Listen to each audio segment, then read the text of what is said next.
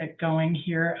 Just wanted to welcome everyone to the last Schindler Talk of 2024. This is the 6th talk we've done this year, and everyone has been different, but all of them have been inspired by the Schindler house, the Schindler folk, and the Schindler vibe, if you will. Some of them have not been about the Schindler house per se, but Rudolph and Pauline Schindler, who were the creators of the Schindler house, and I will give them both credit. Pauline was not an architect, but was married to Rudolph Schindler, would host salons, and we thought that this would be a great way to engage people in and learning about just sort of what the Schindler House is about and bringing awareness to the Schindler House. My name's Ann Clark, and I am a volunteer with Friends of the Schindler House, and I have been working with Leslie Thomas, who is a member of our board, and she is the head of the development committee. I met Leslie in Chicago many years ago, not around architecture, but somebody connected us because she thought we would be compatible because we were both architects, but more so we were both involved in philanthropic efforts as well. And a couple of years ago, Leslie called me and asked me to help her to raise awareness and raise funds for the Schindler House. So that's what this is about, bringing community together and awareness. Tonight, I also want to just say we are especially appreciative to all of the people who have joined us over this year. We've done these talks over the last couple of years, but we've really kind of gotten in a rhythm, and we will continue to do these in 2025. And the speakers that we've had, and we've spent lots of time just, I've learned so many great things and met so many new people through this, and I think that was really something that Pauline Schindler was extremely interested in. She's a very big social activist. And tonight's discussion is going to be very interesting. Doris and I actually met at the beginning of this year in Cambridge, Massachusetts, and I hosted a Schindler event in Cambridge, and hence our topic tonight, which I'm really excited about. And we will ask you to help us and join. And this is not really meant to be a fundraising activity, but because I just told you what my role in is with the Schindler House, I would be remiss of me to not mention that we would enjoy and appreciate every bit of effort that you can help us with, either financially or volunteer. And I will be sharing some stuff in the Q&A. Just housekeeping, this is being recorded, so you will be able to see this again later. We have a YouTube channel, the Friends of the Schindler House, so this will be posted on that channel. But also, please, if you have questions, we will be kind of interspersing if it makes sense, or hold them till the end. This is meant to be really conversational and not a lecture. So please put those in the Q&A, and I'll be monitoring those, and we'll be sharing those as we go along. So I'm going to turn this over to Chloe and Doris, and I'm going to introduce you to Chloe, who is going to be in conversation with Doris, who has written a book called From Tipi to Skyscraper, A History of Women in Architecture, which was first published in 1973. Chloe Cuffel is also somebody that I met a few years ago through the Schindler House being our connector.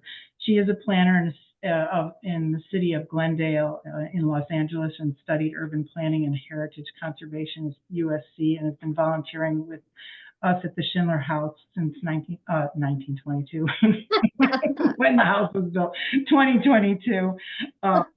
And her experience includes planning a civil engineering firm, leading community outreach for the city council campaign, editing at a development firm, and creative writing, and a little bit of filmmaking too. And she's passionate about the built environment and loves engaging communities towards understanding and ownership of their cities. And she volunteers regularly with Public Matters and lives in Glendale with her dog, Remit. So I'm going to turn it over to Chloe now. Thank you so much. Thank you, Anne. It's such an honor to be here. Anne does so much more than just volunteer for the Schindler House. She's totally organized this entire thing and pulled all the speakers together. And she herself has been a licensed architect for 35 years. So just a very brief congratulations and thank you to Anne. And then I'm going to go ahead and briefly read Doris's introduction, who I am also meeting, well, have met through the Schindler House for this event. Doris Cole is an architect, artist, and author. She was a founding principal of Cole and Goyette Architects and Planners in Cambridge, Massachusetts, with Harold Goyette from 1981 to 2012. The firm specialized in private and residential, educational, and commercial buildings for private and public centers. Her numerous design awards include the Boston Society of Architecture Women in Design Award of Excellence and the AS&U Bronze Citation Award. Her design competitions include the Atlantic City Holocaust Memorial, Dubai Tall Emblem Structure, and others. She founded Doris Cole Architecture Planning in 2012. Her commentary posters were exhibited at Harvard University Graduate School of Design, Francis Loeb Library Special Collections in 2017. And in addition to writing the first history of women in architecture in North America, she's written several other books, essays, and articles, and has lectured at multiple universities. And she's such a wise and fun and interesting woman, and I'm very excited to speak with her tonight. And just briefly, quickly thank both Anne and Doris, because I feel like it's due to women like you that I have the job I have now. And I'm thankful to be able to talk to you both. Thank you too, Chloe, for being a part of this. Yeah, I'm happy to. Okay, so now that that's out of the way, Doris, what Yes. is your kind of connection to the Schindler House? Well, I have visited the Schindler House. A couple of years ago, I was out in LA on a group trip from the Metropolitan Museum of Art in New York City. And they took us many places and to the Schindler House. So that was great to see it. I had heard of Schindler, of course, but I was not familiar with the house. And since then, it's great to be here with everybody to explore From Tipi to Skyscraper 50 years ago and what has been going on for 50 years and where we are now. But the three heads you see here represent three generations of women in architecture. And that's great. And Anne and Chloe and I have been really, really amazed and thrilled to be able to represent that many generations. I must admit, I'm the senior, even though I'm in the middle of the picture. So Pauline Schindler, she was a free spirit.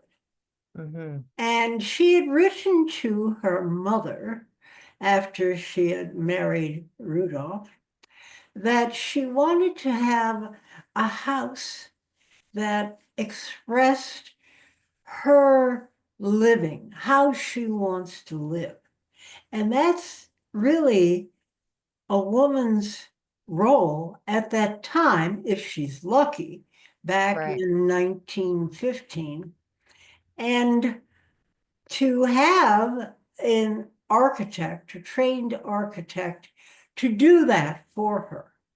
So it is a marvelous thing and really relevant to the themes in Tipi, because this book explores women in architecture, not only architects with a capital A, but all of the rest. And Pauline really was one of those. Also, because Schindler, very talented and imaginative person, Mhm. he was on the fringe. Yeah, He was absolutely. around the fringe Yeah. of sort of mainstay architecture. Mhm. And women, hopefully not now, but have been part of that fringe. So we have something in common with Pauline and Rudolph.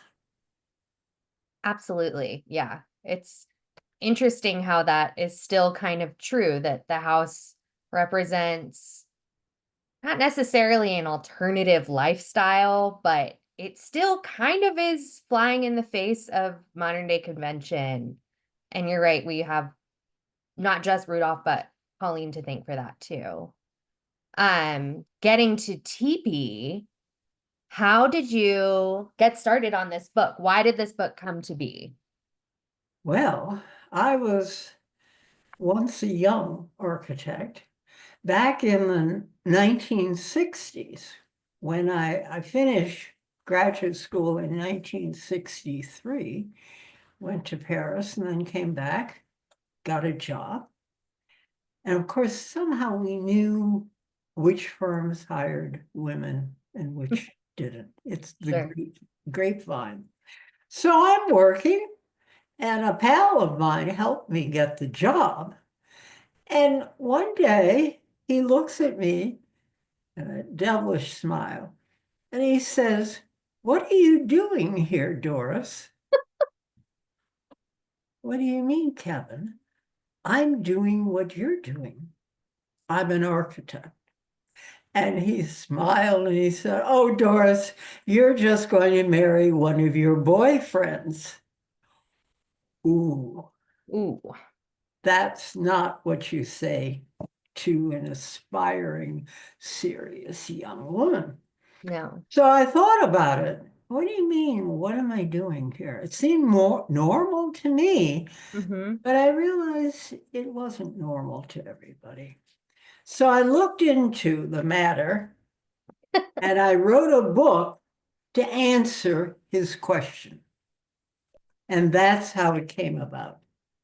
And it's an amazing book that I hope everyone here, if you have not already read it, I hope you go get it, especially because it's being republished on its 50-year anniversary. So that is very exciting. And we've been talking over the past couple weeks about not just the book, but the process of writing it itself and how kind of the research even angle was different for you at that time. So I'm curious to know from you, what was that research process like? I mean, where did you even start and who did you want to talk to? Right. Um, how I did it probably applies to a lot of different subjects. Yeah, So we didn't have the internet. I couldn't Google women architects. yeah. So I thought about it. And I did first contact the cast of characters, who you contact. I contacted the AIA, Mm-hmm.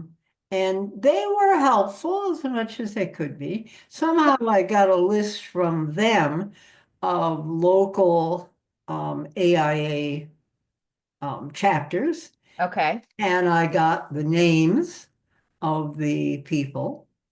And I sent all these women, I could tell pretty much from the name, whether it's male or female or whatever. So I wrote letters to all these women Hmm. and I got answers. I bet you did. Yeah, well, I was totally ignorant. Maybe not stupid, but ignorant. I didn't realize that it was only much later that I came to realize that these women who bothered to answer this girl were very distinguished professionals Huh. in their field. Yeah. So that helped. And somehow, I talked to one person, the other. Somebody led me to the Cambridge School for Landscape and Architecture for Women. Hmm. And then I could go up to or out to Smith College, and they had a lot of documents about that. Yeah. And also Robert Frost's family helped. Um, Oh, I haven't heard that before. That's interesting. yeah. So also, well, a few notable women, that doesn't really answer why I should be there, Yeah. does it? Or you or anyone. Yeah. So actually, I discussed it with my husband, Sergio Barrizzi, who was Hmm. from Milan, Italy. And he explained to me that, first of all, he looked up the Register of Architects in Milan in 1970. And even then, 18% were female. Wow. Yeah, a lot. Yeah. So, oh, okay. But being an architect there or getting an architectural degree, it led to a lot of other things. Because as we all know, Milan is the design center for Italy. A lot of them became furniture designers, Mm-hmm.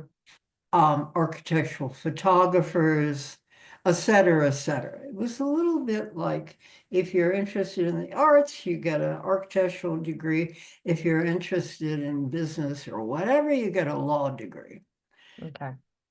So I had to just work around and think about it. Sergio says to me, well, in Sardinia, oh, really? The women own the property, or at least they used to, because the men went out to fish in ships. Maybe Yeah. they'd come back, maybe they wouldn't. Oh, all right. So I looked up about the indigenous people. We called them Indians, American, Indians, Yeah. what went on. And there I found the women not only owned the TVs, but they built them, took them down, put them up. So it was a process, not very straightforward, because Yeah. there was not documentation available anyplace about women in architecture, straightforward, and Yeah. certainly not in architectural schools. Well, Another, and you sort of had to define how women were involved in architecture, even if they weren't technically licensed or it had never been made a connection yes, there before. That still doesn't mean they weren't involved. exactly. They were very involved, Yeah. both in their homes, in their church, in their communities, so forth and so on. And they also wrote these. I just happened past the shelf at the Schlesinger Library and looked, and there were all these so-called etiquette books Yeah. that women wrote in the very early 1800s. Well, they had their ideas, they gave advice how to build your house, how to instruct your workmen, on and on, So they were essentially involved in the built environment and the spaces in between, Mm-hmm. Yeah. um, creating a physical environment. And I feel like we've kind of all three chatted about how that's still true.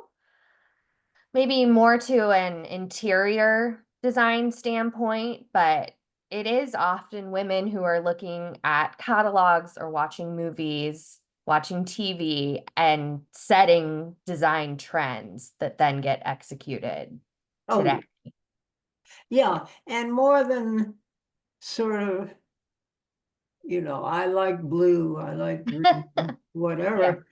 So they were talking about really societal issues Mhm. and how the built environment could help not cure these problems, but make all our lives better.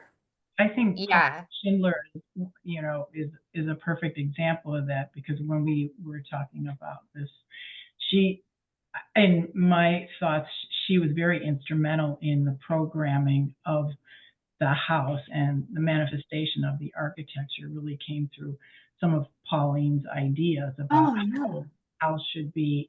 Well, if you want to call it a house, it was a very unusual and revolutionary kind of way of living, communal living, that there weren't individual bedrooms, there was one communal kitchen. And, she was very much of, about socializing, not socializing and socialism, both Mhm. concepts actually. Yeah. Yeah, I feel like that. I mean, our next question was about the distinction between women in architecture in the civic domain, in the civil domain, and also the domestic domain. But I feel like we've basically articulated the answer to that already, that even if they weren't capital A architects or involved in the technical aspects, it's still impossible to trace the history without including the role of women, which is Yes, interesting. definitely, because women progressed um, from the domestic domain, Hmm. and that was their home, their family, extended family. And then they were also, society sort of thought they should be in the the keepers of our moral fact Huh. Yeah. through religion and culture. Like they knew how to read, they wanted to have music, um, things nice. Now that's not to say all women Right. Of of course. various classes, but it you can find that often Yeah. in many different, it wasn't just middle class women. You could find that in the less privileged or the more privileged. It's interesting hearing that because we've been talking the past couple weeks about trying to understand our roles as women in the workplace and feeling that we have to manage a lot more than just our work, but our tone, our energy, how we come across, and all these sorts of things that, yeah, since the beginning, women have been Mhm. managing more than just what it seems like. Yeah. Yeah. Well, of course, 50 years ago, it's a long time ago, women were less than 2% of the licensed architects.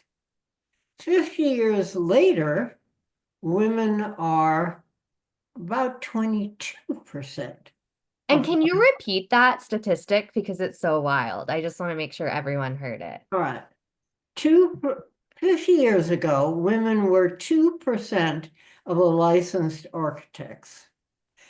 Today, 50 years later, women are approximately 22% of the licensed architects.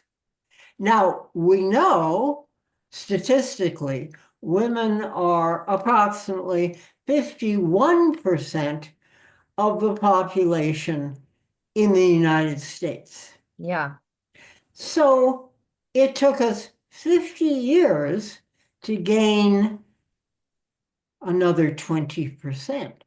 So is it going to take us 50 more years before women are 44% of Yeah. licensed architects? Yeah. It's And Doris, time. isn't the population or the demographics in architecture schools roughly about 50-50 men and women too, I believe, right now? Yes, so they say. Well, we might as well go then to, I mean, we have a question that we kind of wanted to open up to anyone listening as well, but I'd like to ask Doris and Anne what you think. If just as many women are going through architecture school today as men and are interested in the field, but they're not ending up becoming licensed, what do we think is going on there? Why aren't they being licensed? And if anyone listening has thoughts or feedback, please share that as well. We would really like to know. Please put that in the Q&A if you have some thoughts about that. Well, I've given that some thought, Chloe, because that is a current trend in 2024. And the experts don't really know why. Yeah. That now, not everybody gets licensed who finishes architectural school, and that's okay. Yeah. However, I've given it some thought.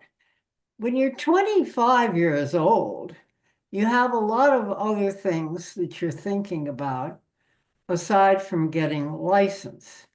Yeah. And you think that working in a firm, and statistically firms have joined together. So there are large firms or larger firms which hire women. And if you're working there, you think, well, I progress in the firm without bothering to get licensed. However, that's incorrect, because eventually you got to be licensed to, at least in Massachusetts, to call well, nationally, it's illegal to call yourself an architect unless you're licensed. And at least in Massachusetts, a so-called architectural firm has to have the majority of owners licensed. Right. The other thing is that I've seen this where young women think, well, I have a partner, personal partner, professional partner who's licensed, so I don't need to bother. Well, sometimes these cozy relationships become uncozy with No. and also firms, even if you're doing well in an office, offices open and close. They don't all stay open or profitable. And then the third thing is, even today, women do live longer than men. So if you're relying upon some man to use his license and work with him and so forth, don't count. I mean, I certainly wish you all health, good health, but don't assume this man is going to live long enough for you to use his license. The other thing I've noticed recently that is a change over these 50 years is that there are two tracks. Some people go to architectural school and then get a PhD. Right. And that leads them to an academic career and a substantial teaching career. because for architectural schools to be accredited, they have to have a certain number of PhDs on staff. Yeah. So that's one track now, is to get the PhD. And then the other track is to get the license. Well, an example of this is I know a couple who are in their late 50s. A woman has the PhD, and her husband has the license. They purposely did this. Huh. She has a very, very distinguished academic position. I'll leave her nameless. Very distinguished. And he has a small but prestigious office, and then teaches a little bit as an adjunct professor. Okay. All right. He looks like he's in good health. But what if something What happens if? to Yeah. him? Yeah. You know? And she likes to practice in the office. Yeah. So I think anyone who's tuned in, who's young or older, who's not licensed and practicing architecture under a different person's license, should think about that. Yeah. I And have a there's so comment. many hindrances. Oh, go ahead, Anne. No, I was just gonna, yeah, there's a few comments that people have, which may be what you're gonna say too, Chloe. One person has said licensure requires working for an architect. Mostly architects require many hours a week, 60 plus often. These hours are not compatible with having children. Exactly. My comment.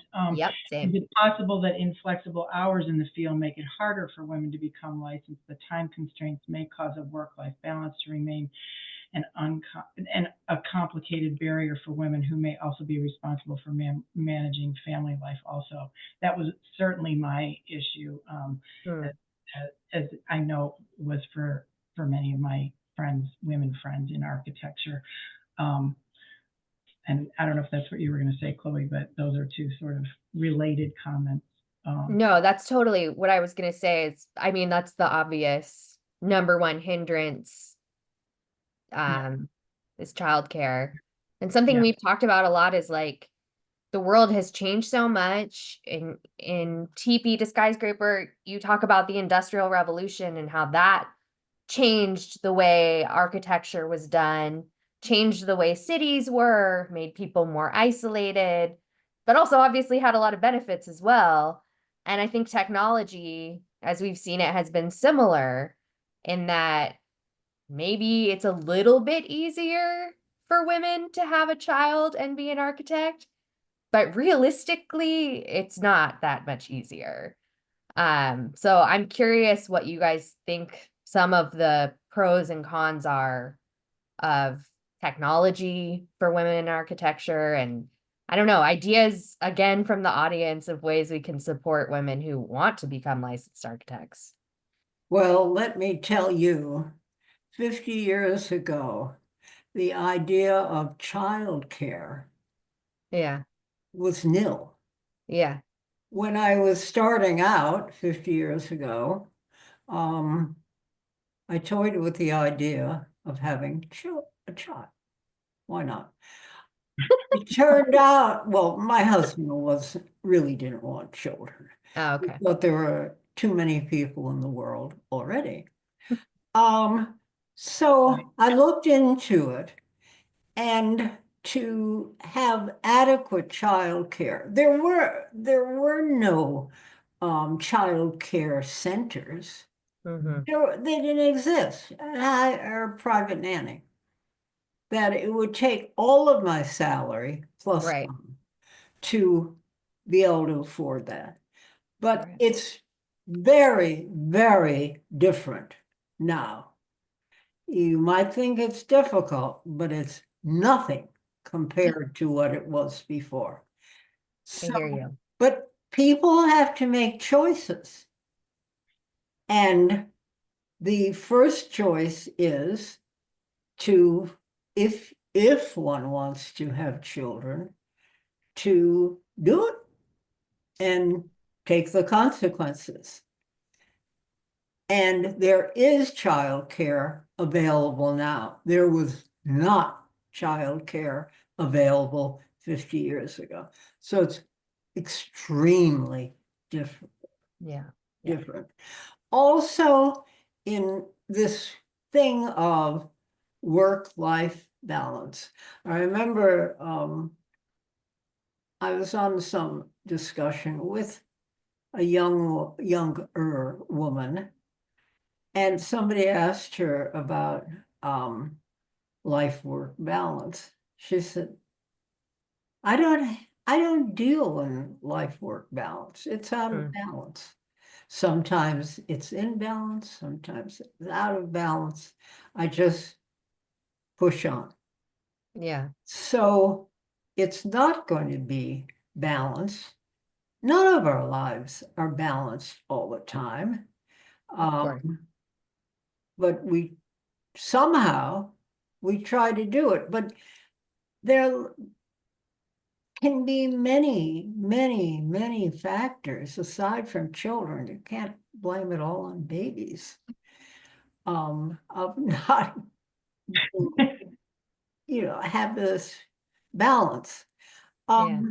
It does certainly help the technology of people being able to work at home, even though it might be difficult and not very efficient for the staff or the company. It is a possibility, and it can sort of help with family obligations. Yeah. And not necessarily in work-life balance, but at least you have a chance Doris, to take care of some things. Somebody has a question. When you mentioned you were in Paris and you worked there, this person's question is that your research is largely focused on American architecture or women in America, but was curious about your experience internationally, and if you saw a difference with women's abilities to practice architecture. Yes, nationally. I like that question, because the republication of Tipi looks at the international scene. And in it, we're including 4 essays plus a new introduction by me. And these 4 essays or commentaries, they're from Hong Kong, Harlem, France, and about South American women. And then my new introduction. And I've learned a lot by this republication of writing my new introduction and communicating with people elsewhere in the world. We're different in the United States.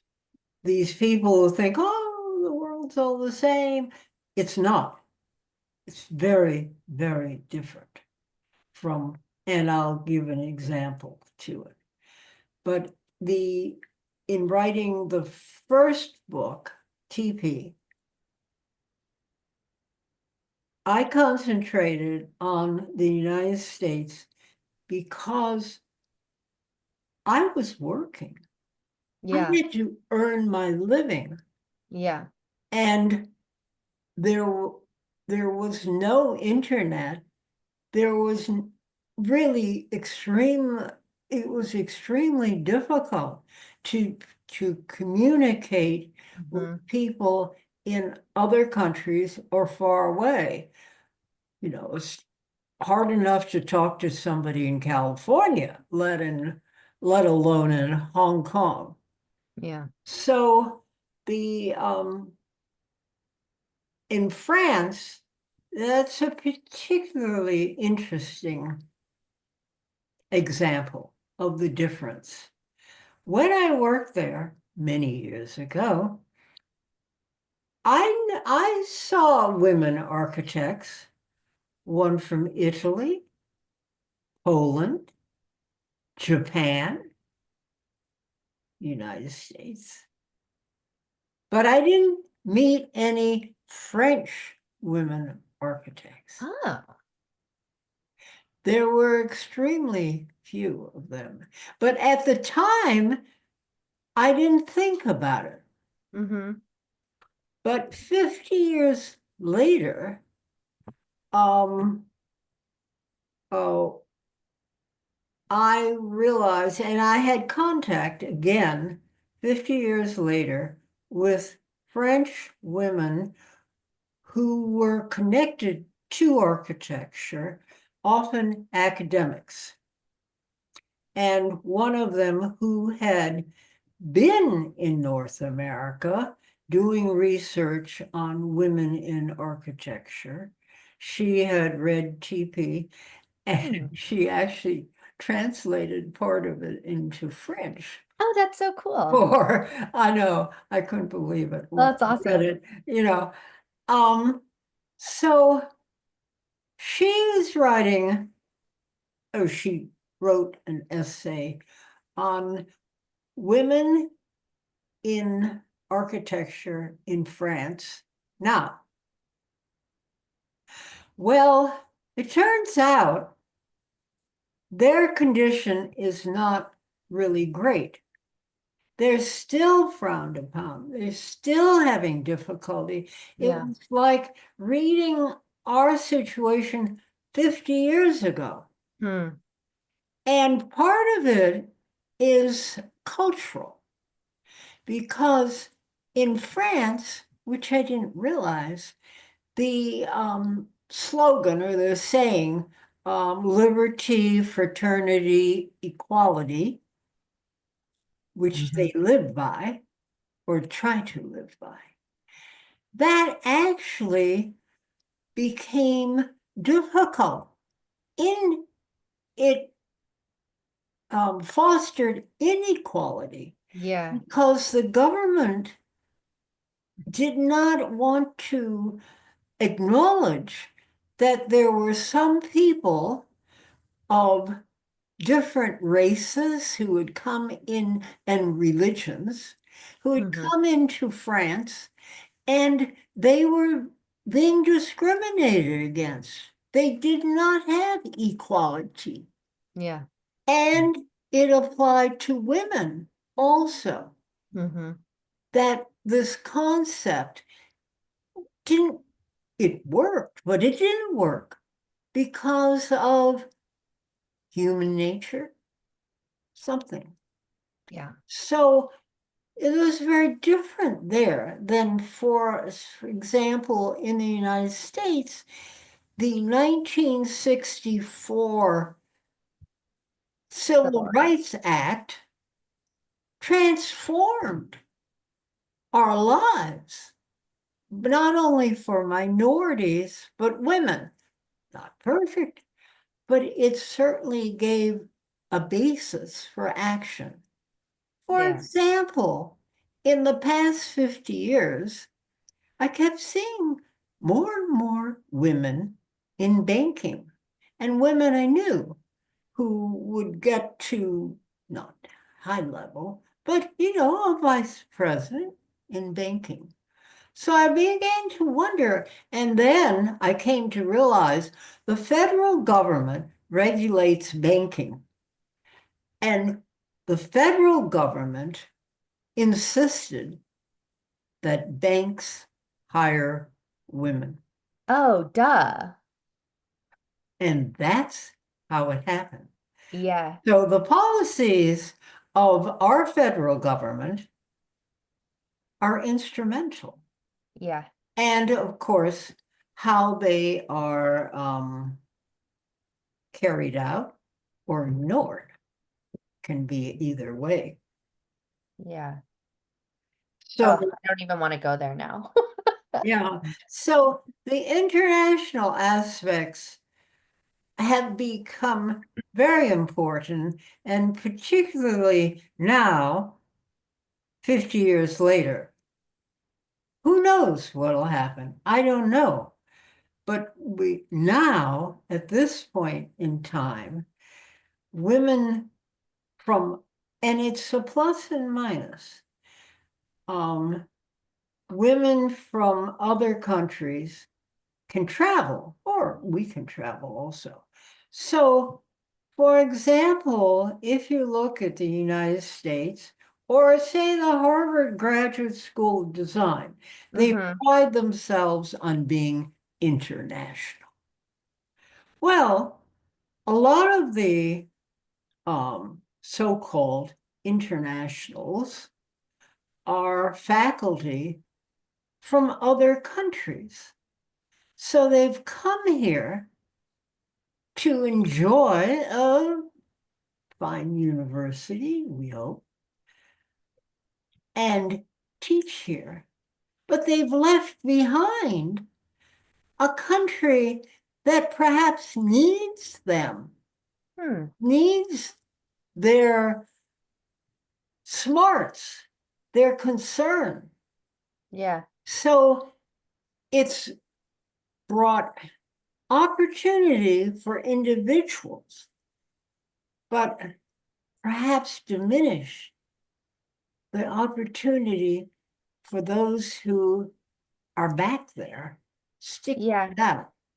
I mean, it's changing the shape of cities entirely. Like, I had dinner with friends over the weekend, and one of them works for the FCC and was talking about how downtown LA is basically set to become a data center, and no one will really live there anymore. It'll just be like the center of the internet for us. And that is shaping the role of women in architecture in such a significant way too. Like, even just the places we're going to live and the way we're going to interact with the world is different. And Doris, I've really appreciated how much you've reiterated that we should use all of these things as a tool for us and for our lives and for the good of society, not the other way around. Oh, you're right, Chloe. It's fun. Yeah. I think it's fun, all that stuff on the internet, and I Yeah. love going in and doing it and so forth and so on. But Yeah. it's just a tool. We don't walk around in our screen. We walk around and we live and work in spaces. Yeah. Go out and walk on the street and in the parks and so forth. Yeah. But for example, of technology, the tools, the toys, I call them, the toys that architects get to use. 50 years ago, we drew with lead Yeah. on vellum. So offices were not necessarily air conditioned. And, it's damp certainly in New England. So you'd come in the morning and it was vellum warped, and your building might have increased by a foot when you measured it. So we always put on every drawing, do not scale. Yeah. So we got rid of vellum, and, technologies going along during these 50 years, and we're drawing on Mylar with no longer lead, but plastic lead. How many paper cuts did you get on Mylar? Oh, no, I was careful. Oh, good. Okay. So we're doing that. But, designs change. brick coursing changes. So pretty soon you added 1/4 inch, 1/8 of an inch, maybe an inch. We weren't going to redraw it all. Again, do not scale every drawing. So now it's in the computer. So all these tools and fun things we had, triangles, circle templates, French curves, they were, for me, they were always the most difficult. That's all in the computer. Yeah, it's a copy paste button now. Yeah. So they're just tools. Yeah. They're fun things. And it'll change again, I'm sure. Now they're talking about AI used to go around and inspect a building and inspect construction. And this AI would figure out where there were mistakes, where there were discrepancies. And they're working on that now. Again, that seems like a great tool, but not the end all be all. Right. Yeah. Right. Yeah. I have somebody, I'm going to allow somebody to speak here who had Ooh. Jenna. No. Jenna, can I let you speak? But I don't think we need, I don't think we need to lose track of the ultimate goal. To build buildings, to construct bridges, highways, design waterways, parks, all of these things that are part of our physical environment, and when not to build, Yeah. you know. Yeah, they're places for people. Yeah. It's I know it's like obvious, but I get so lost in my little online planning reviews that sometimes I don't even think about the real world when I'm doing that work. And that's like the major takeaway from me is just to remember that. Yeah. Yeah. So the benefits of technology have been vast and really have shown up in our work today. However, we can't get lost in that. Yeah. Yeah. Jenna, do you want to unmute the question? Or did she type it? Okay. It was a mistake, right? I think one of my takeaways from the book, Doris, is how women played a major role in community. And so one thing I'm thinking about as you're talking about technology and being able to work from home, if you are a young mother and are splitting your time working at 5 o'clock at night when the father comes home or whatever, is that there's a different kind of contribution that women are making in that way, or maybe it's not that different from anybody else, men, whoever. But I think just inherently, the women, the indigenous women who were designing the teepees and discovering and deciding, basically kind of whatever urban planning, whatever you want to call it, but the village planning, it was really their initiative and their expertise that was, okay, where do we want to settle and why is this a good location and why is this a good arrangement? Where I feel like, we're doing this, which is really great that we can bring all these people together from all over the country and the world on a webinar, but it's different than being in a place with people and just the mere presence of people together in community. I was just on a trip to France, and I noticed just there's space, there's communal spaces, whether people are talking to each other or not. They're interacting with each other socially by just being in the same outdoor urban space. We don't have a lot of that in this country, and I think that is unfortunate, but it may just be the way our culture is, and I don't know if that's going to change, but I think Yeah. we have limitations. And I think to sort of add on to Doris's comment is that technology is not necessarily the best thing for some of the architecture we'd like to design to bring people together in commercial spaces and in institutional places and academic spaces. Yeah, I mean, even the history of planning is like, well, in America, like we've made the goal, the desirable goal, a house in the suburbs with your own lawn and your own utilities, and everything is very isolated. And that just doesn't really lend itself to one, being a good neighbor or caring about the other spaces around you. It's kind of like your domain or something. So it's interesting. Well, it varies, I would say. I did want to point out that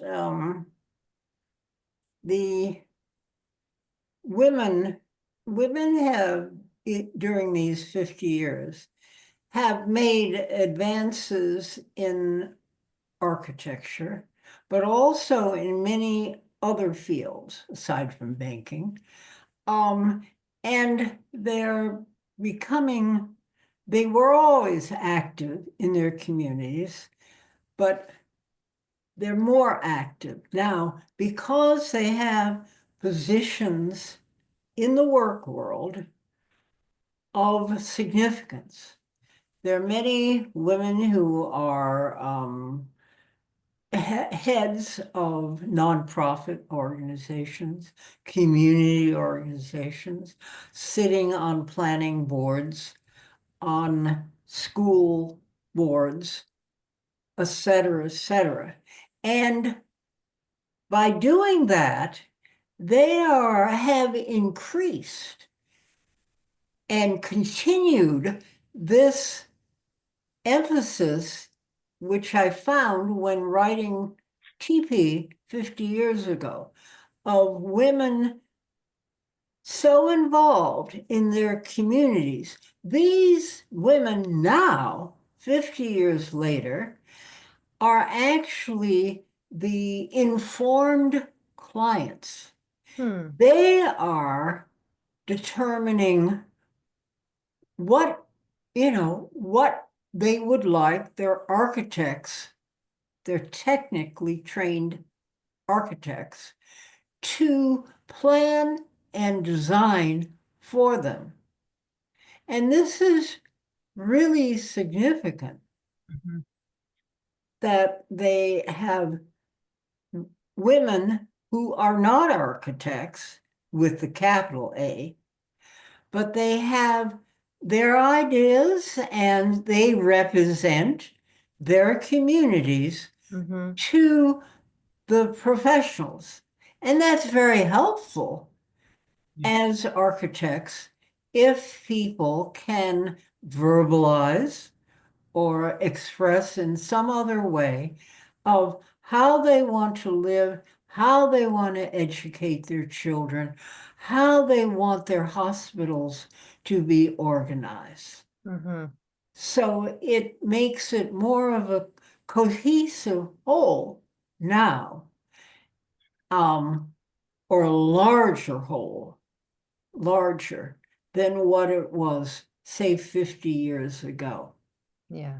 Good point. Now, Chloe, we had talked about at some point, I had expressed the feeling that this book, From Tipi to Skyscraper, way back 50 years ago, and now, it deals with societal issues, not Yes. politics.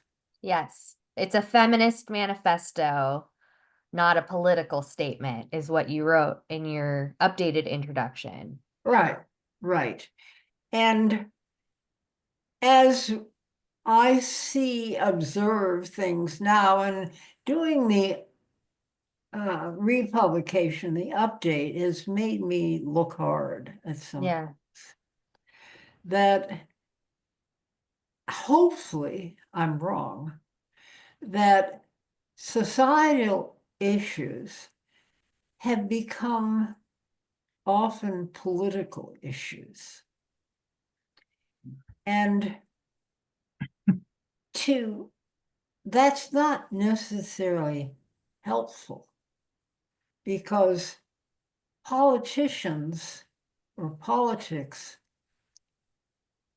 it's not always geared towards the best interests of all of us.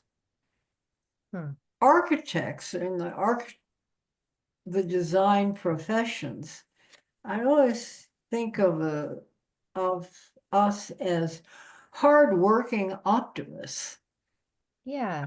You have to be Yes. optimistic, or you won't bother to You won't make it. build something, to think actually it's going to go up. Yeah, every People are building is a gonna use miracle. it. But we're the good guys, hopefully. We try to be. It Yeah. doesn't mean we always do it right.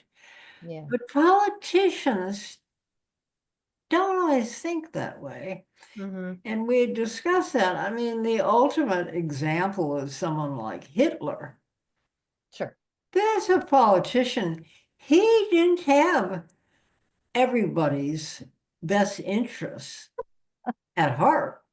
Yeah, you could say Even that. Germans, he didn't, Yeah. he didn't like all Germans. So I think we'll have to see how that plays out. And I'm not sure now with men architects or women architects or joint architects or whatever gender or religion or whatever, how that's going to work. So Mm-hmm. for the next 50 years, I'll watch that and report back. I love that. There's so many questions we didn't get to, but I feel like that's such a great place to stop. And are there any questions from the audience that you wanted to bring up? I have a comment, but there are 3 women architects who I have learned about and have come, this is from Nelson, and have come to admire their creativity, and they are Marion Mahoney Griffin, Lois Wilson, and Violetta Autumn. Just comments, not a question.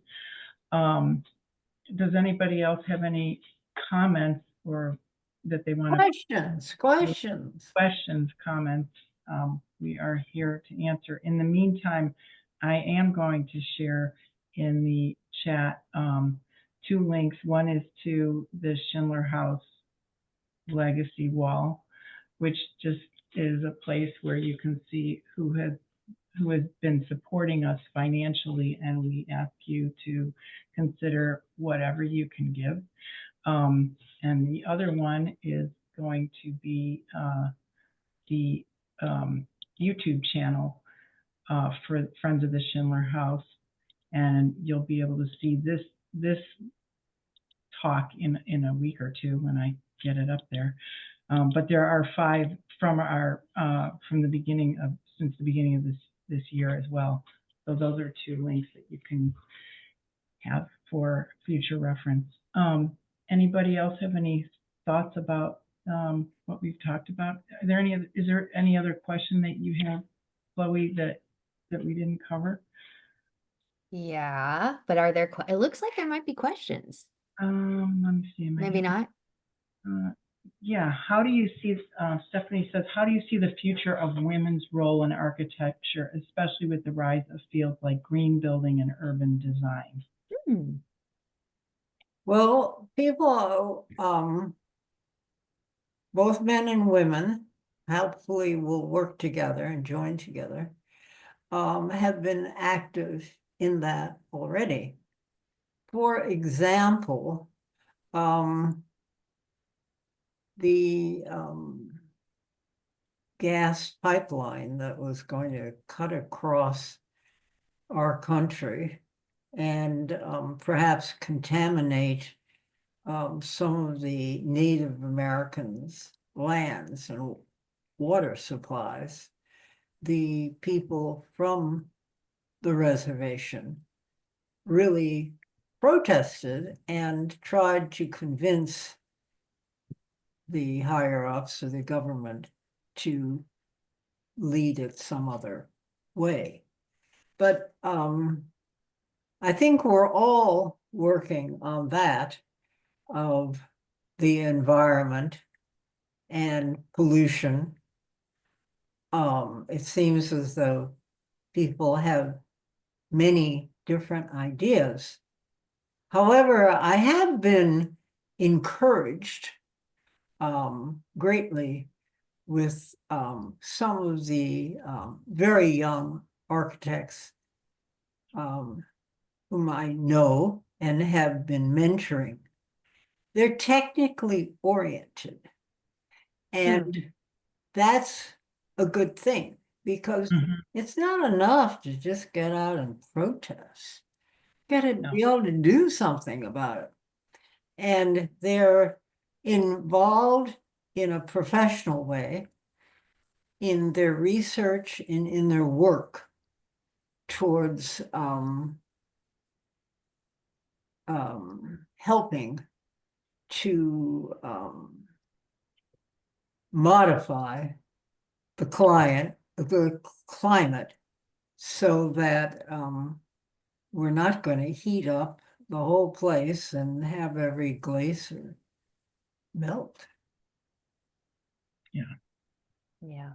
So it's a challenge among many that men and women and all architects and people who are interested in the built world, and it's definitely difficult not to be interested in it. You know, we all live in buildings or on front porches, or so we can't really ignore these things, whether it be cold or hot. Yeah.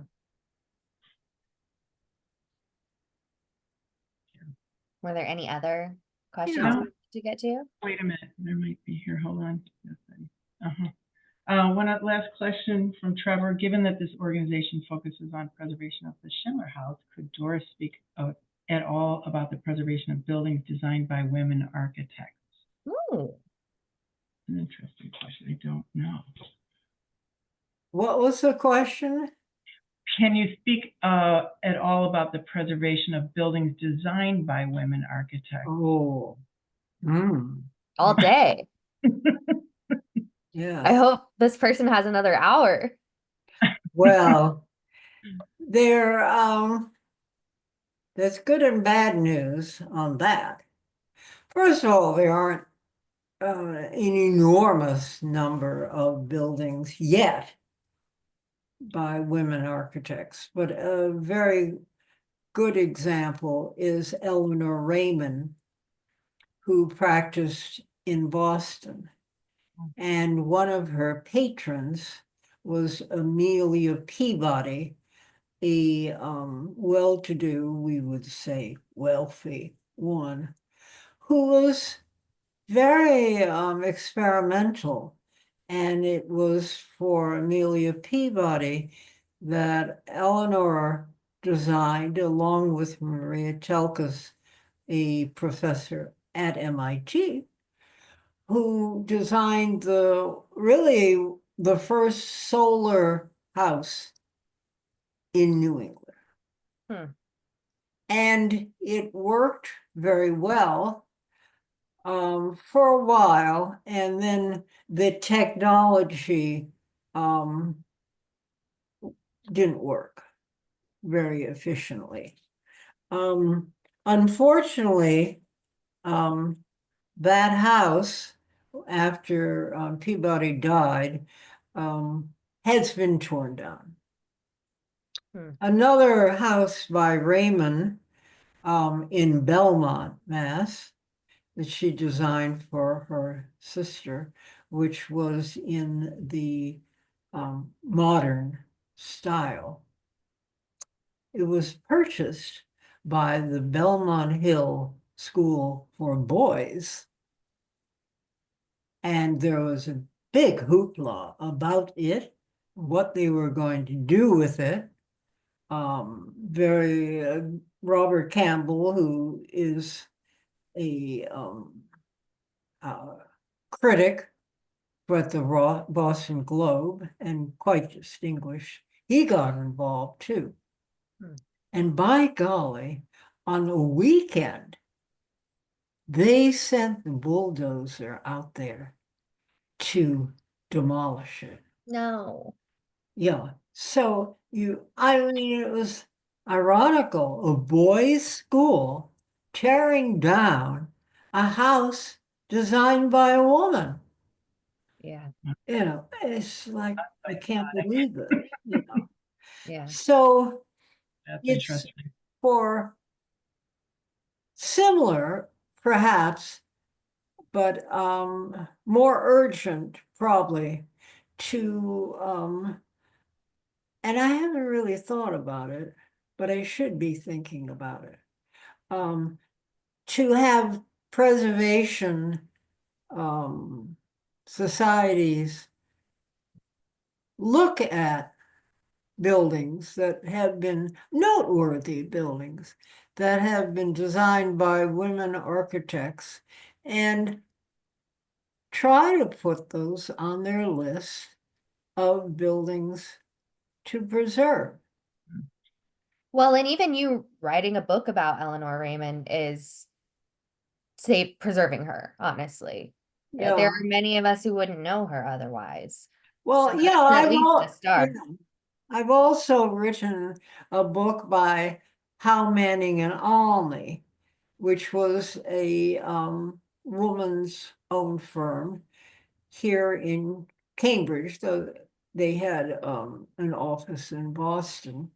Now, again, why I wrote about them rather than somebody in Utah is because you really have to be on the ground there to get information.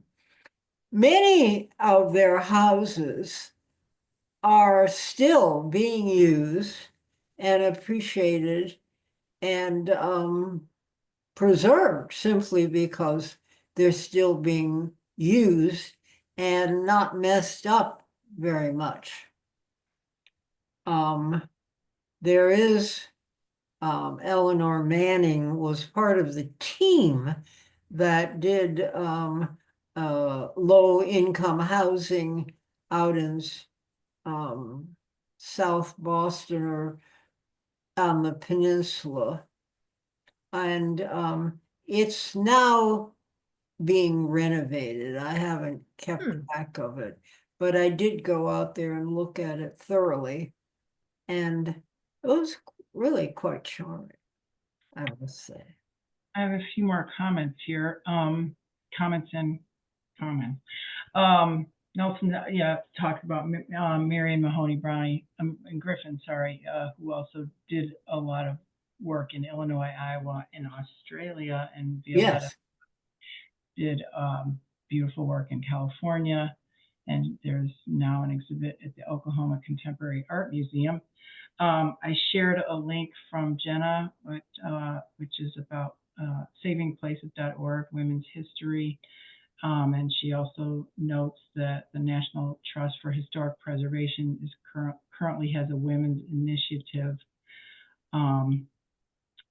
And well, this comment about Mary Mahoney Griffith is very significant. She worked for Frank Lloyd Wright. Actually ran his office outside of Chicago while he was traveling around. And actually, she could do renderings in Frank Lloyd Wright's style. Mhm. So she did a number of his renderings, but she married Griffin, and they did win the competition for the government building in Canberra in Australia. So yes, there is an example of she had an equal partnership with Griffin, and they did a number of significant buildings. Also, California seems to have a lot. Julia Morgan, Yeah. she's known for the Hearst, what would you Castle. say? Yeah, Mhm. But she did a lot of- extravaganza. But Yeah. she did a number of significant buildings Mhm. and a number of women's clubs. So a number of her clients were, in fact, women. And she was marvelous. So that's a very good thought of when preservationists are looking at buildings, to consider the buildings by women who were significant and significant buildings. Yeah. Yeah, even just places that were significant for the history of women are generally looked upon at a preservation angle, which is cool.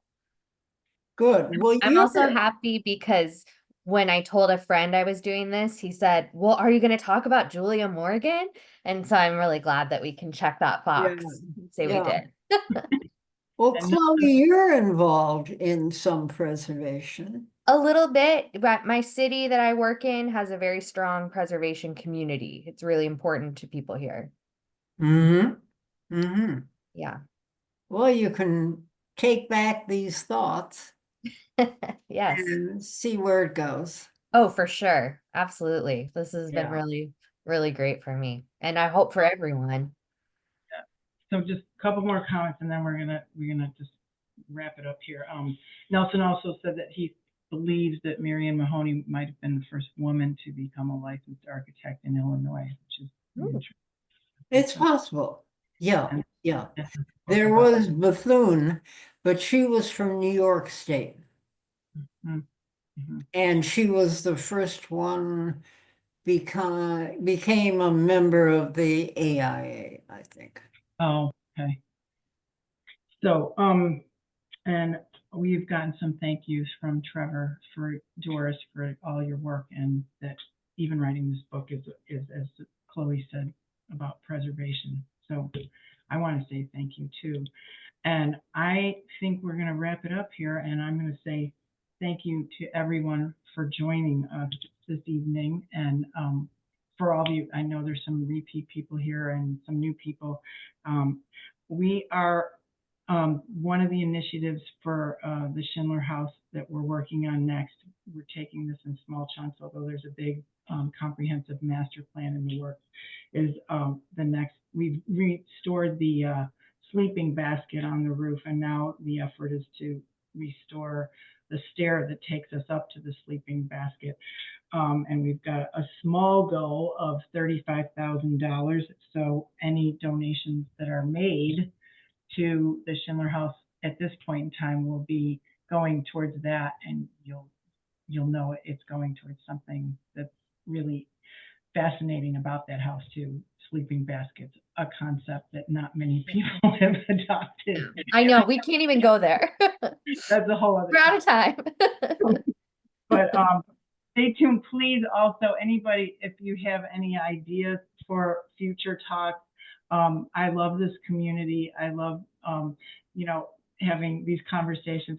I'm privileged to have these conversations with people like Doris and Chloe offline in planning these talks, and I've enjoyed every single one of them, and it's become sort of my pet project I think I got a couple more comments here. Somebody said, Friends of the Schindler House, it's been an absolute gift. Doris, thank you so much for sharing your passion and insights, and we'll be sharing this webinar with all my friends and coworkers. Thank you very much. And yes, Marion Mahoney was the first licensed architect in LA. Good, good. All right. So See, that's what technology can do. there you This go. person can look it up Thank and you. set us Thank you, on Tara. the right path.